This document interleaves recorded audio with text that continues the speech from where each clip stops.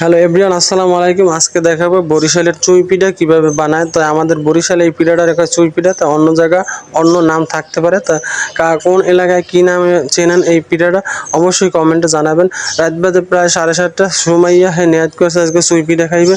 যেই কথা হেই কাম, হে চুই পিঠা বানানো শুরু করে দিয়েছে। প্রথমে আড়া হে ধরে আনছে, আইন্য মনে করেন এই লম্বা লম্বা লতা বানাইবে। লতা বানাই এবার হে একটা চুই কাটবে। তো এটা অনেক কষ্ট।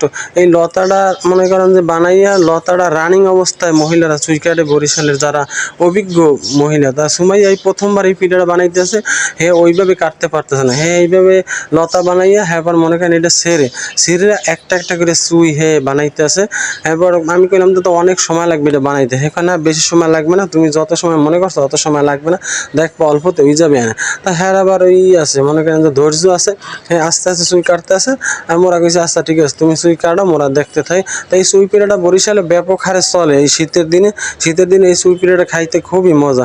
বিশেষ করে মনে করেন রাত্রে এটা করলো চুই পিঠাটা বানানোর পরে সকালবেলা যখন ঠান্ডা দিয়ে যায় একবারে, তখন এই চুই পিঠাটা খাইতে খুবই মজা লাগে। তা মগ ওইদিকে বেশিরভাগই নাহল দিয়ে বানায়, আবার দুধ দিয়েও বানানো যায়। তা মগ নাহল নাই, সেই জন্য মোরা দুধ দিয়ে বানাবো আর কি। তো এই যে দেখেন এই কাটা শেষ প্রায় আর কি। চুই পিঠাটা কাটতে অনেক সময় লাগছে, অনেকটি চুই হয়েছে। আটা দিয়ে বানাইছে, তা চাউলের গুঁড়ি দিয়েও বানানো যায়। তা মোরা আপাতত আটা দিয়েই বানাইতেছে আর কি।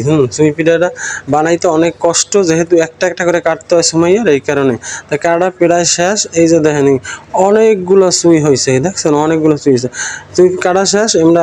আমরা মনে করেন যে চুলার পিঠে যাইয়া এই চুলার উপরে মনে করেন যে বসাই দিলাম। এটা আর কি দুধ পানি, তারপর মনে করেন লবণ চিনি সব মিশাইয়া এটার মনে করেন যে জাল দিতে হবে আর কি। এই যে জ্বালাইতেছে, একবার টকবক যখন ফুটবে তখন মনে করেন পিঠাটা দিয়ে দিতে হবে। এই যে টকবকাই ফুটতেছে, এখন পিঠাটা দিয়ে দিতে আছে। এই আটা দিয়ে বানাইছি আমরা, পিঠাটা দিয়ে দিতেছি। এই পিঠাটা সেদ্ধ হইতে যত সময় লাগে অতটুকু পরিমাণ সময় মনে করেন এই জিনিসটা চুলার উপর রাখতে হবে।